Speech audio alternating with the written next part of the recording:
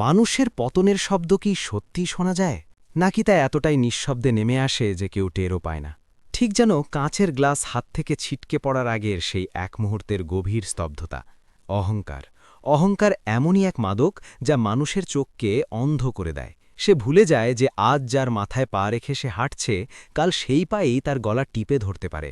কল্পনা করুন একটি জমকালো পার্টির দৃশ্য, হাজারো ফ্ল্যাশের ঝলকানি, দামি শ্যাম্পেনের বোতল খোলার শব্দ, আর সেই ভিড়ের ঠিক মাঝখানে দাঁড়িয়ে এক যুবক, সুদর্শন, কিন্তু তার হাতে কোনো পানীয় নেই, পরনে কোনো বিলাসী পোশাক নেই। সে মাথা নিচু করে দাঁড়িয়ে।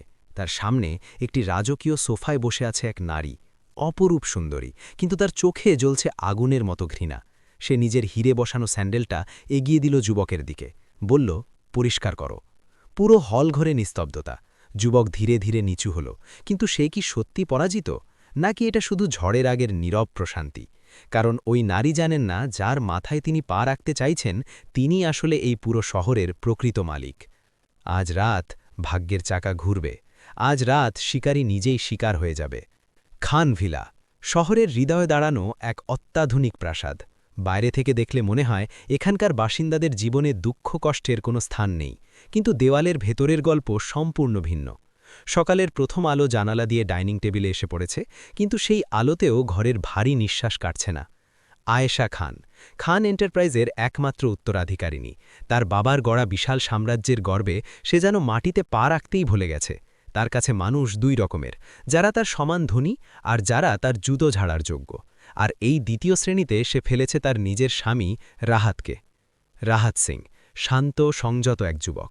আয়েশার পছন্দে এই বাড়িতে সে ঘরজামাই হয়ে এসেছিল, কিন্তু ঘরজামাই বললে ভুল হবে, এ বাড়িতে তার অবস্থান একজন সাধারণ চাকরের চেয়েও নিচু। সকাল ৮টা, ডাইনিং টেবিলে আয়েশা বসে আছে, হাতে সর্বশেষ মডেলের ফোন, চোখে বিরক্তির ছাপ। রাহাত, তোমাকে ১০ বার ডাকতে হবে? আয়েশার কণ্ঠে পুরো ডাইনিং হল কেঁপে উঠল। রান্নাঘর থেকে তাড়াতাড়ি বেরিয়ে এলো রাহাত, হাতে কফির কাপ। সরি আয়েশা, কফি মেকারে একটু সমস্যা হয়েছিল, তাই। কথা শেষ করতে দিল না আয়েশা। তোমার জায়গা আমার পায়ের কাছে রাহাত, ভুলে যেও না। আমার ব্ল্যাক কফি কোথায়? আর মেকারের দোহাই দিও না, তুমি একটা বেকার ঘরজামাই। আমার বাবা তোমাকে রাস্তা থেকে তুলে এনে স্বামী বানিয়েছেন, তার মানে এই নয় যে তুমি আমার পাশে বসার যোগ্য। রাহাত কোনো জবাব দিল না। সে নীরবে কফির কাপটা টেবিলে রাখল। তার চোখে কোনো অপমানের ছায়া নেই, আছে এক অদ্ভুত ধৈর্য, যেন সে কোনো বড় কিছুর অপেক্ষায়। কিন্তু আয়েশা থামল না। স্যান্ডেলটা পরিষ্কার করে দাও, এক্ষুনি। রাহাত ধীর পায়ে এগিয়ে গেল, হাঁটু গেড়ে বসল, টিস্যু দিয়ে আয়েশার জুতোর ধুলো মুছতে লাগল। এ দৃশ্য নতুন নয়, প্রতিদিনের অভ্যাস। ঘরের এক কোণে হুইল চেয়ারে বসেছিলেন আয়েশার বাবা, তার চোখে অশ্রু। তিনি জানেন এই ছেলেটি আসলে হীরের টুকরো, কিন্তু তার মেয়ে কাঁচের টুকরো নিয়ে খেলছে। আয়েশা, এটা কি করছিস? ও তোর স্বামী। স্বামী মানে জানিস, ও কোনো চাকর নয়। বাবার গলা কাঁপছিল। আয়েশা তাচ্ছিল্যের হাসি হাসল। বাবা প্লিজ, আজ আমার খুব গুরুত্বপূর্ণ দিন, তোমার এই মেলোড্রামা শোনার সময় নেই আমার। আয়েশা উঠে দাঁড়াল। আজ তার জীবনের সবচেয়ে বড় দিন। ভিশন কর্পোরেশন, দেশের সবচেয়ে বড় ব্যবসায়িক গ্রুপ, আজ তাদের সাথে ডিল সাইন করতে পারে। এই ডিল হলে খান এন্টারপ্রাইজ এক লাফে 10 গুণ বড় হয়ে যাবে। রাহাত, আজ রাতে খান ভিলায় গ্র্যান্ড পার্টি। শহরের সব বড় ব্যবসায়ী আসবে। ভিশন কর্পোরেশনের ডিল সেলিব্রেট করব। তুমি তুমি বরং সার্ভেন্টসদের সাথে থেকো, গ্যাসদের ড্রিঙ্ক সার্ভ করো, ওটাই তোমার আসল যোগ্যতা। আয়েশা দ্রুত বেরিয়ে গেল। রাহাত চুপচাপ দাঁড়িয়ে রইল। তার পকেটে ফোন ভাইব্রেট করছে। সে ফোন বের করল। স্ক্রিনে একটা মেসেজ। স্যার, আজকের মিটিং কনফার্ম? রাহাত মৃদু হাসল, মেসেজ ডিলিট করে জানালার বাইরে তাকাল। আকাশ মেঘাচ্ছন্ন, ঝড় আসছে, সন্ধে নেমেছে। খান ভিলা আজ আলোকসজ্জায় ঝলমল করছে। দানি গাড়ির সারি গেট দিয়ে ঢুকছে। শহরের সব এলিট শ্রেণী আজ এখানে। শ্যাম্পেন গ্লাসের ঠুনঠুন আর হাসির শব্দে ভরে উঠেছে বাগান। আয়েশা খান আজ রানীর মতো সেজেছে, পরনে দামি ডিজাইনার গাউন, গলায় হীরের হার। তার পাশে দাঁড়িয়ে আছে রিয়ান। রিয়ান আয়েশার তথাকথিত বন্ধু ও বিজনেস পার্টনার, কিন্তু আসলে সে এক পরজীবী। আয়েশাকে সে নিজের পুতুল বানিয়ে রেখেছে। রিয়ান ফিসফিস করে বলল, ভাও আয়েশা, আজ পুরো পার্টিতে শুধু তোমারই আলোচনা। সবাই বলছে ভিশন কর্পোরেশনের ডিল ফাইনাল হলেই তুমি এ শহরের কুইন হয়ে যাবে। আয়েশা হাসল, অহংকারে ভরা হাসি। জানি রিয়ান, আর যেদিন এই ডিল সাইন হবে সেদিনই আমি রাহাতকে এই বাড়ি থেকে ঘাড় ধাক্কা দিয়ে বের করে দেব। অনেক সহ্য করেছি ওই পথের ভিখারিকে। ঠিক তখনই ভিড়ের মধ্য দিয়ে রাহাত হেঁটে আসছিল। তার পরনে ওয়েটারের মতো সাদা শার্ট আর কালো প্যান্ট, হাতে ট্রেতে জুসের গ্লাস।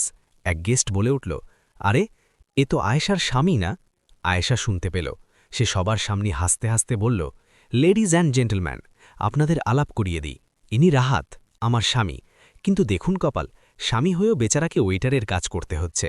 আসলে কি জানেন তো, যাদের রক্তে আভিজাত্য মেই তাদের রাজপ্রাসাদে রাখলেও তারা চাকরের মতোই থাকে। পুরো হলঘরে হাসির ঢেউ উঠল। সবাই রাহাতকে নিয়ে মজা করতে লাগল। রাহাত চুপচাপ দাঁড়িয়ে রইল। তার চোয়াল শক্ত, কিন্তু কোনো কথা নেই। রিয়ান এগিয়ে এসে রাহাতের হাত থেকে জুসের গ্লাস নিতে গিয়ে ইচ্ছে করে ধাক্কা দিল। জুস ছলকে পড়ল আয়েশার পায়ে। ও গড রাহাত, তুমি কি অন্ধ? আমার ইটালিয়ান স্যান্ডেল নষ্ট করে দিলে। আয়েশা চিৎকার করে উঠল। মিউজিক থেমে গেল। সবাই তাকিয়ে। আয়েশার আগে কাঁপছে। এই মুহূর্তে সবার সামনে নিচু হও আর আমার স্যান্ডেল পরিষ্কার করো, এক্ষুনি। রাহাত স্থির দৃষ্টিতে আয়েশার দিকে তাকালো। এ চাহনিতে এমন কিছু ছিল যা আয়েশা আগে কখনো দেখেনি। এতদিন সে দেখেছে এক নতজানু স্বামীকে, কিন্তু আজ সে দেখছে এক অচেনা মানুষকে। আয়েশা, তুমি যা করছো সেটা ভেবে দেখো, আমি তোমার স্বামী। রাহাতের গলার নিচু কিন্তু ভারী। আয়েশা আরও রেগে গেল। স্বামী? স্বামী তো শুধু কাগজে কলমে। তোমার জায়গা আজও আমার পায়ের কাছেই। পরিষ্কার করো বলছি। চলো রাহাত, আজ নিজের যোগ্যতা প্রমাণই করে দাও। রিয়ান পাশ থেকে ফোড়ন কাটল। মিনিটখানেক পিন পতন নীরবতা। রাহাত ধীরে ধীরে তার পকেট থেকে তার সাদা রুমাল বের করল। সবাই ভাবল সে নিচু হবে, আবার অপমান মেনে নেবে। কিন্তু না, রাহাত রুমালটা আয়েশার পায়ের কাছে ছুড়ে দিল। স্যান্ডেল পরিষ্কার করতে হলে এই রুমাল ব্যবহার করো আয়েশা, কিন্তু আমি আর নিচু হব না। দর্শকদের নিঃশ্বাস আটকে গেল। আয়েশা বিশ্বাস করতে পারছে না রাহাত তার মুখের ওপর কথা বলছে। রাহাত এগিয়ে এলো, একেবারে আয়েশার চোখে চোখ রেখে বলল, আমি এই বিয়েটা টিকিয়ে রেখেছিলাম তোমার বাবার সম্মানের জন্য। তিনি আমার কাছে বাবার মতো। ভেবেছিলাম সময়ের সাথে হয়তো তুমি আমাকে স্বামী হিসেবে মেনে নেবে, কিন্তু আজ বুঝলাম তোমার কাছে টাকা অনেক আছে, কিন্তু মানুষ হিসেবে তুমি দেউলিয়া। ইজ্জত নামক কোনো জিনিস তোমার নেই। আয়েশার মুখ অপমানে লাল হয়ে গেল। সে চিৎকার করতে চাইল, কিন্তু রাহাতের গাম্ভীর্য তাকে থামিয়ে দিল। তুমি সবসময় বলতে না, তোমার ডিভোর্স চাই, মুক্তি চাই। মুবারক হো আয়েশা, আজ থেকে তুমি মুক্ত।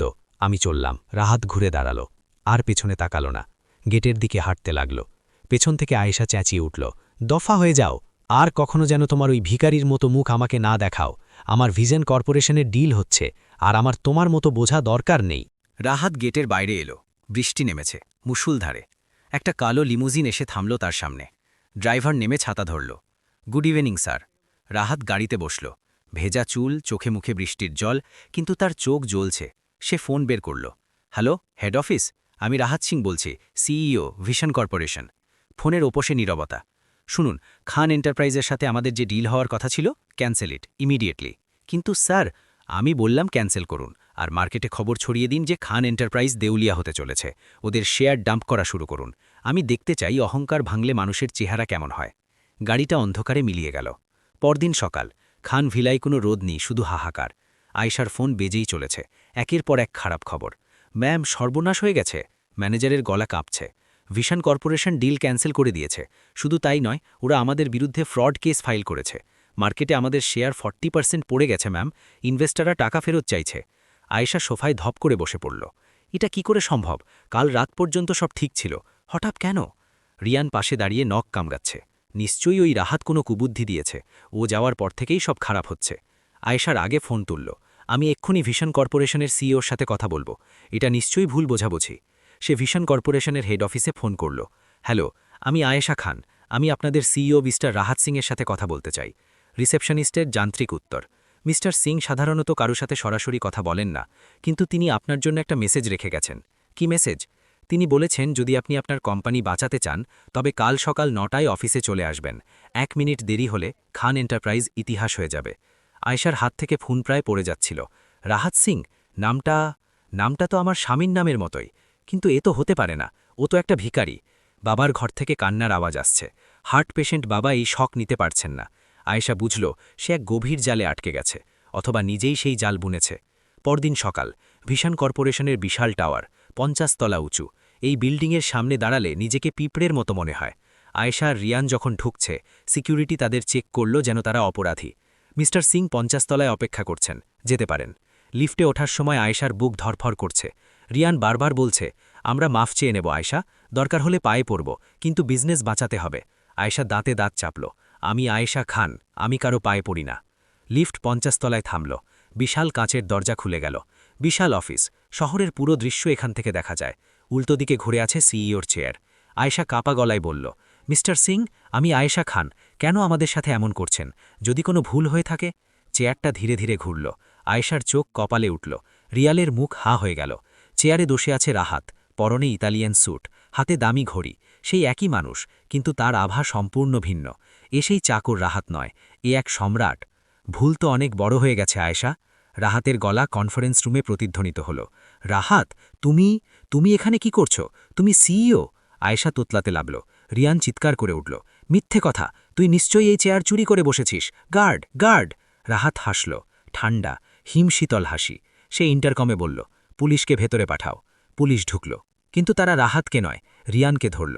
রিয়ান, তোমার বিরুদ্ধে কোম্পানির টাকা চুরির প্রমাণ আমার কাছে আছে, আর খান এন্টারপ্রাইজের যে জাল কাগজপত্র তুমি বানিয়েছ তার কপিও পুলিশের কাছে আছে। নিয়ে যান ওকে। রিয়ান চিৎকার করতে করতে বেরিয়ে গেল। আয়েশা, বাঁচাও আমাকে, এটা সব তোমার দোষ। এখন ঘরে শুধু রাহাত আর আয়েশা। রাহাত উঠে দাঁড়াল, জানালার কাছে গিয়ে দাঁড়াল।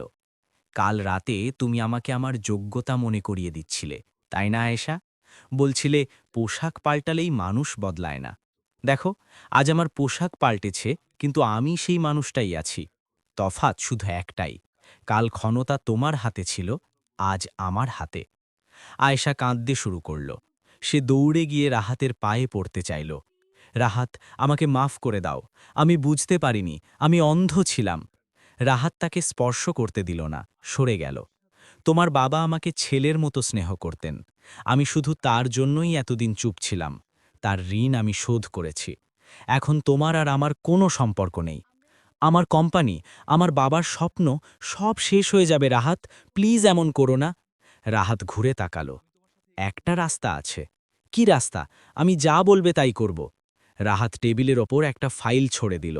খান এন্টারপ্রাইজ এখন থেকে ভিশন কর্পোরেশনের সাবসিডিয়ারি হবে। বাড়ি গাড়ি সব আমার নামে হবে।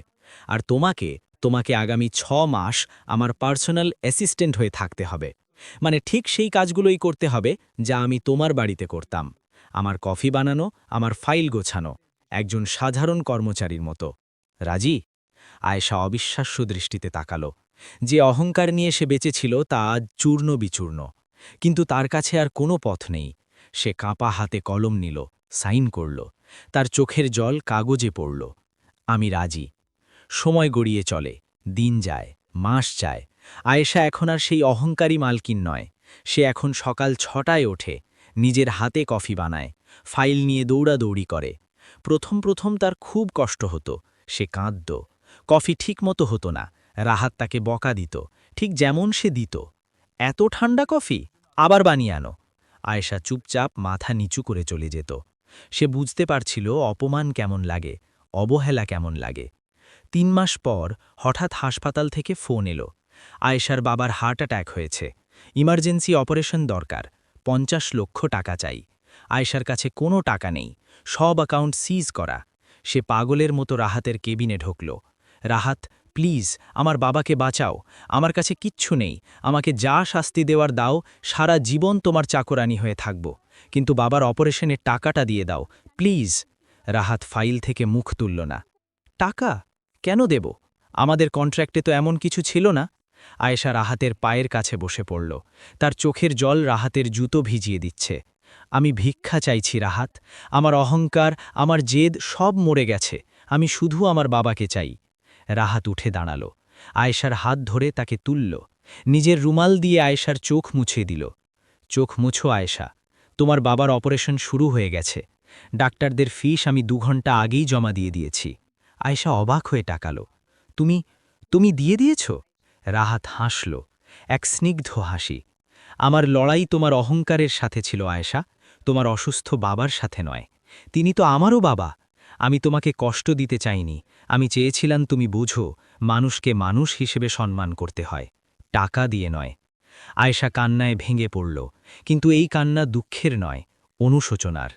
আমাকে মাফ করে দাও রাহাত, আমি মানুষ ছিলাম না, তুমি আমাকে মানুষ বানিয়েছ। রাহাত জানালার দিকে তাকালো। বৃষ্টি থেমে গেছে, মেঘের আড়াল থেকে রোদ উকি দিচ্ছে। খান এন্টারপ্রাইজ আবার তোমার, কিন্তু এবার মালকিন হিসেবে নয়, একজন লিডার হিসেবে চালাবে। মনে রেখো আয়েশা, পায়ের নিচে মাটি সবারই থাকে, কিন্তু সেই মাটিতে দাঁড়িয়ে অন্যকে ছোট করার অধিকার কারও থাকে না। আয়েশা চোখের জল মুছে রাহাতের পাশে এসে দাঁড়াল। দুজনে মিলে শহরের দিকে তাকিয়ে রইল। তাদের মাঝের দূরত্ব ঘুচে গেছে। স্ক্রিন অন্ধকার হয়ে এলো। শুধু রাহাতের শেষ কথাটা বাতাসে ভেসে রইল। জীবনের আসল ঐশ্বর্য ব্যাংকের খাতায় থাকে না, থাকে ব্যবহারে।